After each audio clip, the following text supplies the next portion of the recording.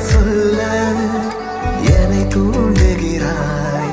காதில் மெல்ல துதி பாடுகிறாய். கனிதழால் இனிப்பாக பேசுகிறாய். மணி மணியாய் சில வார்த்தை வீசுகிறாய். ஆனால் பாதங்கள் சுழ நான் பார்த்தேன் அடி. பனிமலராய் தூவ குடையொன்று தரவா.